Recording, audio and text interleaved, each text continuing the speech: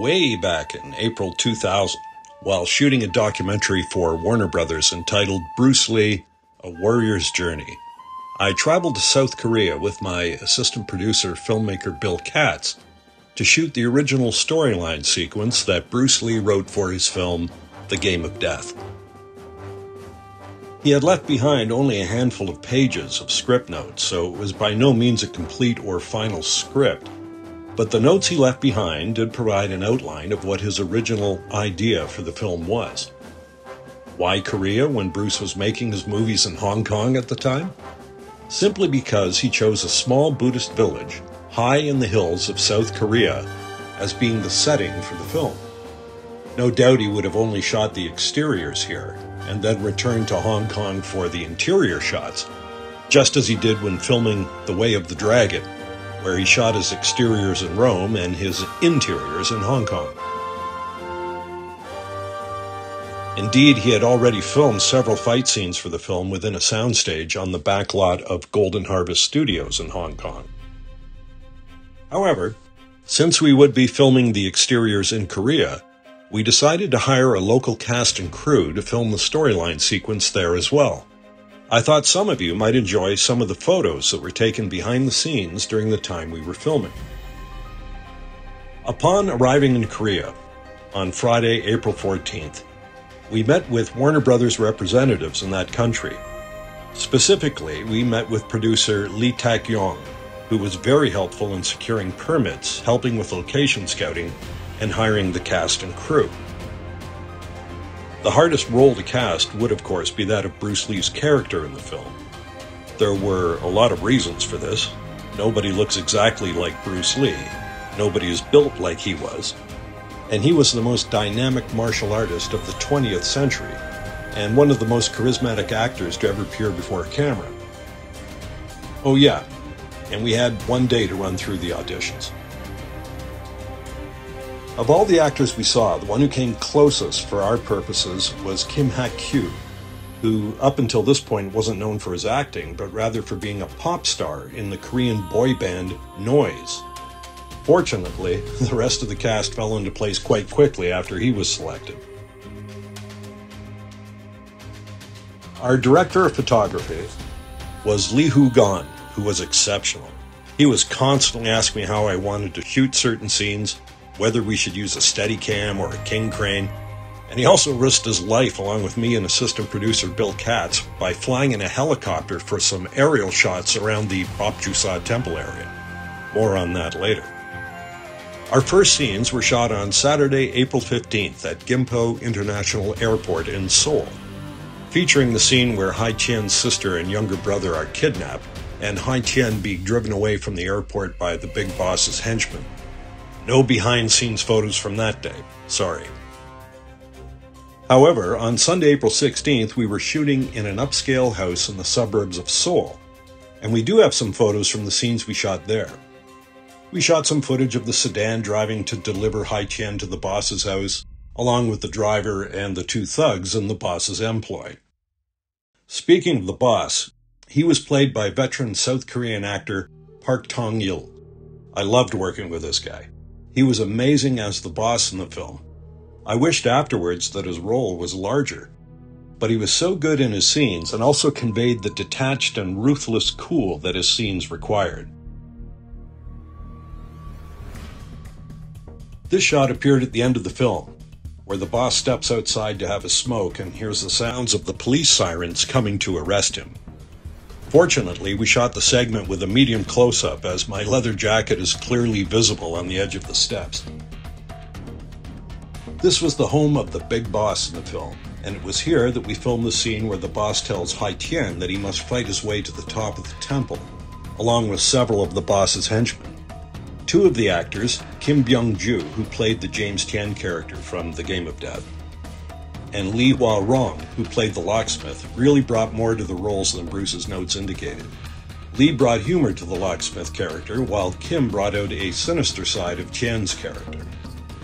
Bruce's notes called for the martial artists to gather in the yard of the boss's house to practice.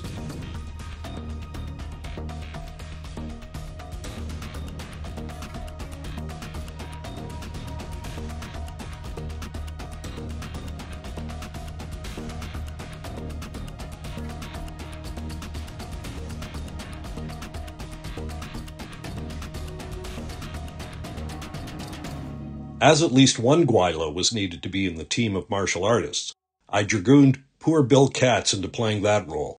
Mercifully, the shots Bill appeared in the yard at least, were brief, as Bill knew nothing about martial arts, which is quite evident in this photo. On Sunday, April 17th, we actually were able to film within an abandoned prison in Seoul, which was really cool. The prison doubled as the asylum, where a martial artist was committed after fighting with the keeper of the final floor of the pagoda, which in Bruce's original footage was guarded by Kareem Abdul-Jabbar. Again, no behind-the-scenes photos were taken on this day. Here are some photos taken on Monday, April 18th, after we traveled the 3 hours or so southeast from Seoul to Beopjusa to shoot our exteriors of the temple complex there. According to Lee's original storyline, it was Beopjusa, once a thriving Buddhist village in the heart of South Korea's Songnisan National Park, that would provide the backdrop for the action. The village's most striking object is its huge Buddha statue. Standing 100 feet high, it is visible even before you enter the village. It was cast in one mold with 150 tons of bronze, and is claimed to be the largest such standing figure in all of Asia.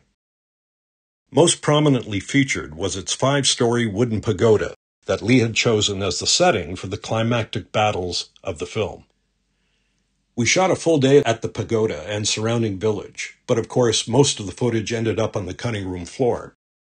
And we did shoot with film, incidentally, as the thought was it should match the quality and granularity of the Game of Death footage Lee had already shot. April 19th was an off day, at least from filming. We had other things to arrange. Costumes, all handmade by our wardrobe designers. About 20 karate outfits were purchased, and the iconic yellow jumpsuit with black stripes was created for our Bruce Lee character. And going from photographs taken from the footage that Bruce had already shot, they fashioned the outfits for the James Tien and Che Yun characters. We also had to secure permits to film in and around the pagoda, so that there would be no tourist traffic, and most difficult of all, we had to secure a helicopter for aerial shots around the compound. This was tricky, as we were not allowed to film over certain areas, as evidently there was a military base nearby. The next day, April 20th, we filmed the van arriving at the compound. We used a king crane for a few shots, which broke up a lot of the static tripod footage we had been working with up until then. We used the king crane at the entrance gate just outside the grounds of the pagoda and next to the pagoda itself, which resulted in some very impressive shots, if I do say so myself. We next had to board the helicopter, which had to be 20 years old, and had no seats in the back, where myself, Bill Katz, and our DP climbed in. There was a strap from the far side of the helicopter that we attached to our cameraman, and when we got close to the pagoda, he slid open the door and sat on the edge of the helicopter to get his shots. There were no drones back then. Whenever the helicopter would pitch slightly, Bill and I held on to whatever we could to prevent ourselves sliding right out the door and falling several hundred feet below. As someone who is naturally terrified of heights, this was not the greatest day of my life. However, we got the shot. I then asked the pilot to fly over a body of water, as I wanted to use that for the opening shot of the film. Once we returned to terra firma, the cast and crew got together to congratulate ourselves on an exciting week of filming. We all went out for a wrap party at a nearby restaurant and celebrated into the wee hours of the morning. The next day, we returned to Seoul, Korea, where Bill and I boarded a plane back to California. I had the reels of film negatives with me and had them developed and then digitized at a lab in Boise, Idaho. Then began the lengthy process of editing the interviews we had obtained, the footage we had shot in Korea, and Bruce's original footage all together. This was followed up with a trip to California to do the Foley for the film, as the scenes Bruce originally shot had no sound, nor did the footage we shot for the storyline. Dialogue was dubbed, and the music, by composer Wayne Hawkins, was laid in. Warner Brothers was quite happy with the final product, and when it eventually aired on television, on AMC, it was the highest viewed documentary in their history at that time, which was kind of cool. In any event, that's it. I hope you enjoyed the behind-the-scenes story and images from the making of the film.